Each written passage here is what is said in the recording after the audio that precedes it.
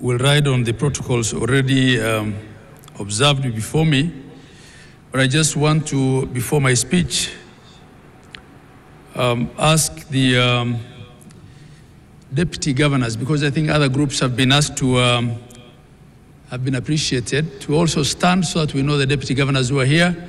We can appreciate you in totality, deputy governors. Thank you very much. Please, let's appreciate our deputy governors who are here. Your Excellency, when my sister was here, Gladys Wanga, host governor, I think because of the small element of stage fright that we all have and the fact that we're putting her under pressure to save on time, she forgot to introduce her deputy governor. I think he also didn't stand up when the other leaders stood up. So on her behalf, I apologize and recognize and appreciate the deputy governor of Homa Bay County, Oyugi Magwaga. Your Excellency, I also want to appreciate the presence of our CS Opio Wandai. CS, you can just stand up. Now, with that, Your Excellency, because not all governors will have an opportunity to come and stand up here, I'll be the last one speaking before I invite you. I want to ask all the governors to stand up. Excellency governors, host governor, Gladys Wanga was here, she stood and spoke. My vice chair was also here, Dr. Mutahi Kahiga. Our WIPOS, our MC here, Steve Sang. Then we have my immediate former boss. She's Chair Emeritus, Governor of Kirinyaga and Waiguru. We have the Governor of Tharaka Nithi, Governor Muthomi Njuki, Governor His Excellency Ochilo Ayako of Migori, Governor Nadhif Adam Jama of Garissa, Governor Kiari Badlisha of Nyandarua, Governor Mohamed Khalif Mandera, Speaker Emeritus, Governor of Bungoma Kenneth Lusaka, my professional colleague, FCPF Fernandez Barasa, Governor of Kakamega, Governor Paul Otuoma of Busia County, Governor Patrick Olentutu of Narok, Governor Mahmoud Mohamed Ali, Marsabit County, Governor Orengo James, Siaya County, Governor Professor Hilary Barchok of Bomet, Governor and Benjamin Cheboy of Baringo County, our sister Governor Cecily Mbarire of Embu, Governor Amos Nyaribo of Nyamira, and Governor Kachapin of West Pokot. Am I missing out anyone? Oh yes, Governor Wilba Otichilo, Vihiga, Governor Julius Malombe, Kitui, Governor James Irungu of Laikipia, and Governor Kangata, who was here with some innovation a while back. I thank you all. Your Excellency, I had to do that. Your Excellency, the President of the Republic of Kenya, Dr. William Samoei Ruto, Your Excellency, the Right Honorable Amos Kingi, Speaker of the Senate, all the governors here present, and I will ride on the protocols thus far established, all delegates attending Devolution Conference 2025. On behalf of the Council of Governors, I take this opportunity to welcome His Excellency the President, the Honorable Dr. William Samoei Ruto, and all our distinguished guests and delegates to the 9th Devolution Conference and the 2nd Biennial Devolution Conference. As they say here in Homa Bay County, Warwako Uduto. You're all welcome. This year, our discussions will focus on 3 key themes. of equity, inclusion, and social justice. Your Excellency, in the recent past, our country has witnessed citizen protests triggered by, among others, the finance bill, youth unemployment issues, and governance concerns. The continent and the world watched as our young people, popularly known as the Gen Zs, marched in major streets across the country, demanding for their voices to be heard. It's sad, of course, also that they were politically infiltrated. Indeed, the theme of the conference for the people, for prosperity, for the people, for prosperity, devolution as a catalyst for equity, inclusion, and social justice is meant to spur deep conversations on how the devolved governments can position themselves as the implementers and champions of these three democratic tenets of inclusion, equity, and social justice. This year, as we host the conference, it's a conference with a difference, the addition of side events that will be hosted by a myriad of partners, including government agencies, civil society organizations, the private sector, and development partners, will bring as many voices as possible to the conversation. I invite all the delegates to carefully peruse the program and purpose to attend the side events, which will run each single day of the conference. I'd like to sincerely thank the team that led to the preparations of this year's conference, all the members of the esteemed steering committee, which traditionally, Your Excellency, is chaired by the Vice Chair of the Council. This year it was chaired by Dr. Mutahi Kahiga, my Vice. I'd also like to acknowledge the Planning Committee led by the CEO of Council. They go through sleepless nights to deliver a conference to 12,000 delegates. Asanteni sana. I'd also like to recognize the presence of our international delegates this year. We have guests joining us from different parts of the world. You saw also they were represented on top here by the Jospong group of Ghana, who are displaying waste management. In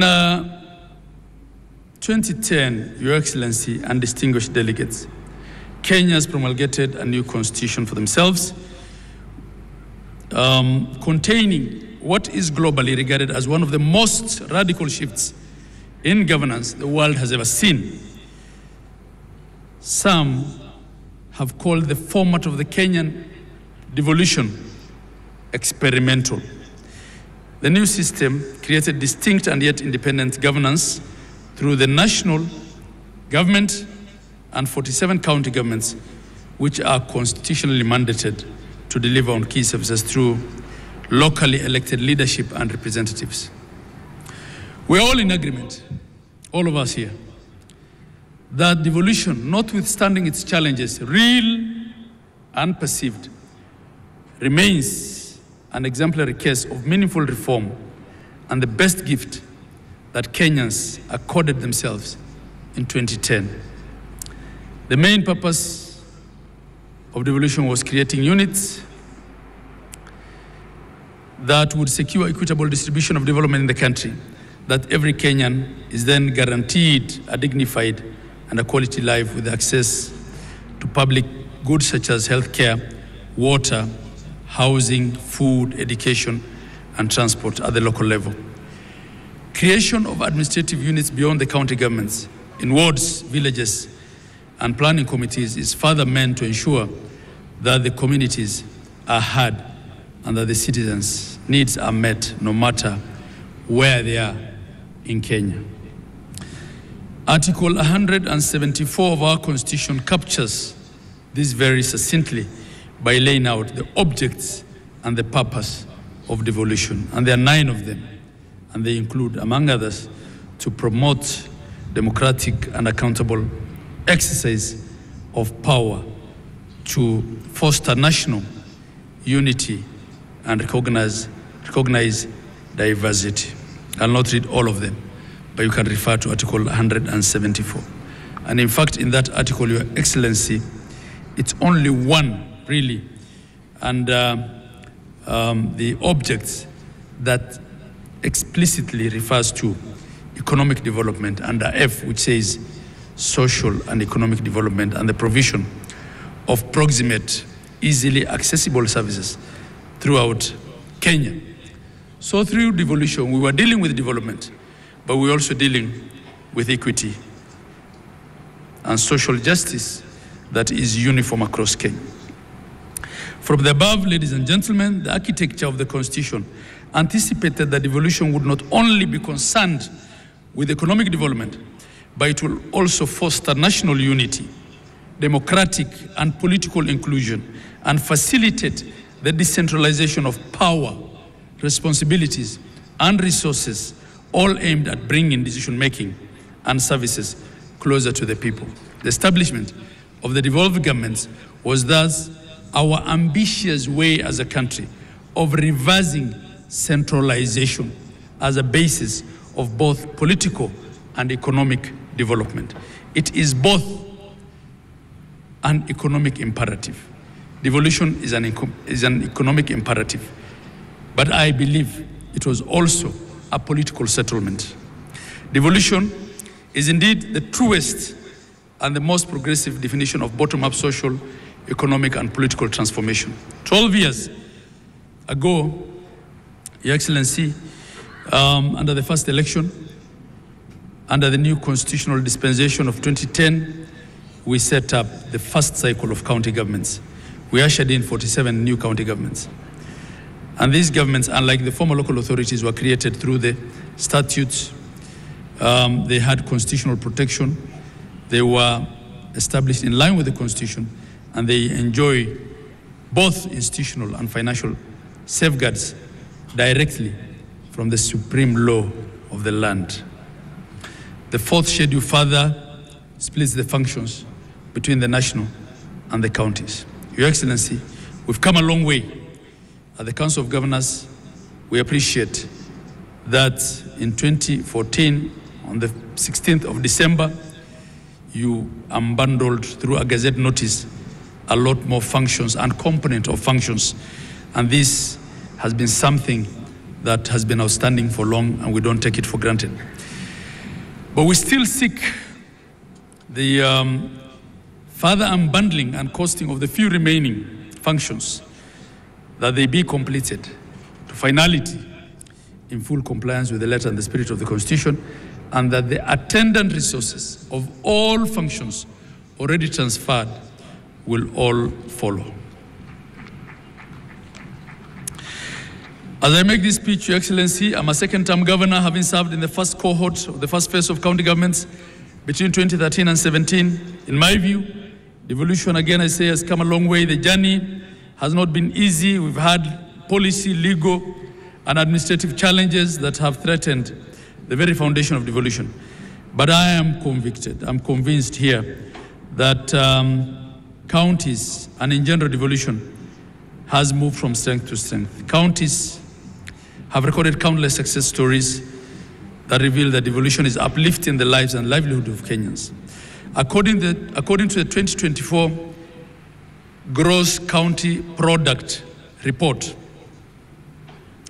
which was released by the Kenya National Bureau of Statistics, KNBS, county governments are making significant and transformative contribution to the national economic performance.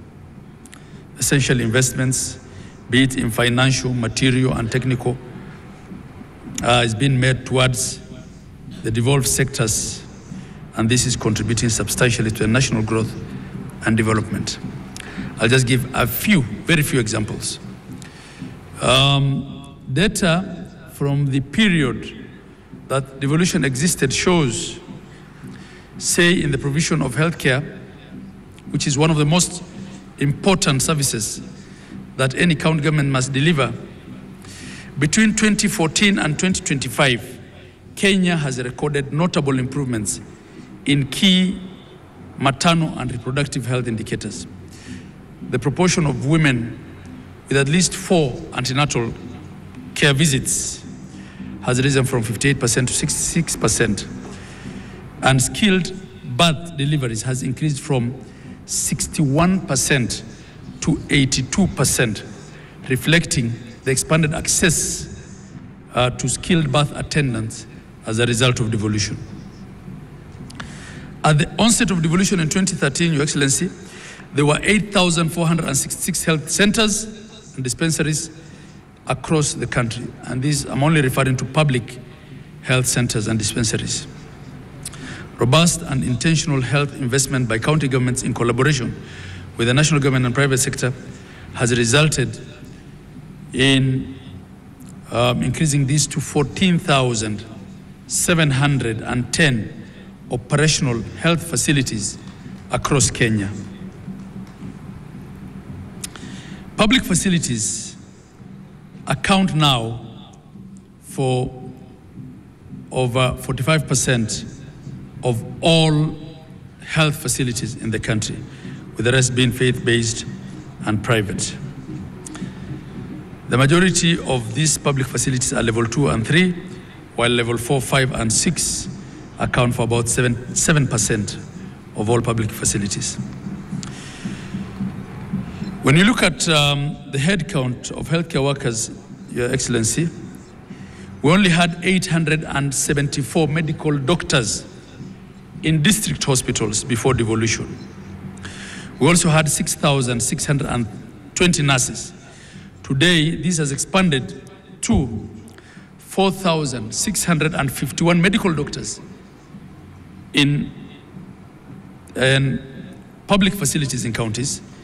We also have 34,000, up from 6,000, 34,220 nurses in county facilities, 7,877 clinical officers, 4,686 lab technicians, 1,942 nutritionists, among other healthcare workers. This clearly represents a more than fourfold growth in human resources. At the community level, partnering with the national government, we now have 107,831 community health workers. And Your Excellency, we can give examples in agriculture, where we now have 6.5 million farmers registered, as opposed to 541,000 in 2016. We can give examples in ECD, where we now have from nearly zero staff in payroll of ECD teachers in counties to over 30,000 ECD teachers across the 47 counties and 48,700 ECD centers. There are many, but in the interest of time, I will just highlight the key. Distinguished delegates, ladies and gentlemen, the story of devolution is dotted with many successes, and we can speak to it in every single county. Every single county has a story to tell, but I'll end it there. That notwithstanding, Your Excellency, there are numerous challenges. Challenges abound. The debate on functional integrity of the two levels of government, the quantum of resources allocated to devolution, delays of disbursements and releases of funds, and administrative action that leads to clawback, policy, laws, especially subsidiary instruments that predate the 2024 Constitution that are not then compliant with devolution, still remain a challenge. And Your Excellency, I will note that in spite of the month-on-month delays of disbursements of funds, for the 3 years that you've been in charge, 2 out of those 3, at least the last shilling, was released to the CRF, the County Revenue Funds account, by midnight, the 30th of June of that fiscal year. And we don't take that for granted. It was not always the case, Your Excellency. So in line with the conference theme, county governments must also ensure that resources are distributed equitably, even within the counties, that services are available and accessible to the most vulnerable populations that are marginalized, minority groups, and that there is meaningful participation in decision making. It's time for action, not for talk. As leaders who are gathered here, we've been called upon to serve. Let's heed this call with integrity, humility, and selflessness.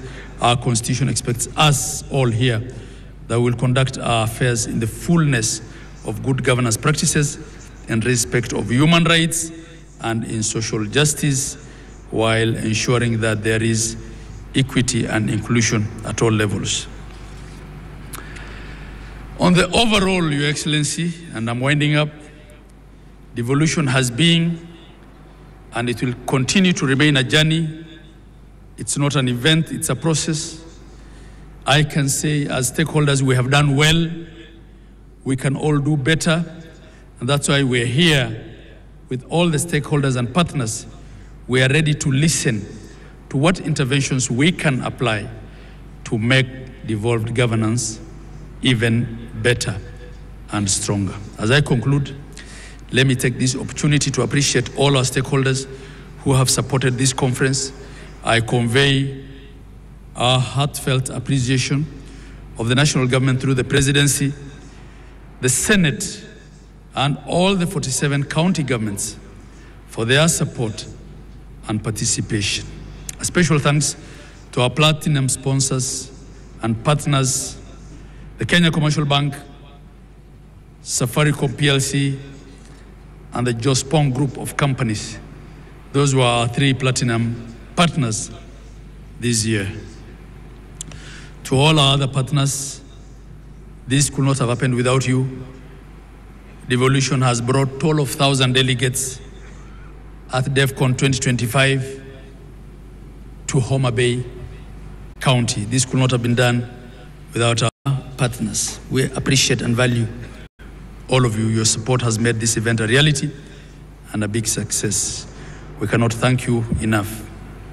Continue to work with us as we keep the devolution fire blazing. I wish you all fruitful discussions in the coming days of the conference. It is now my duty and pleasure to invite His Excellency, the President of the Republic of Kenya,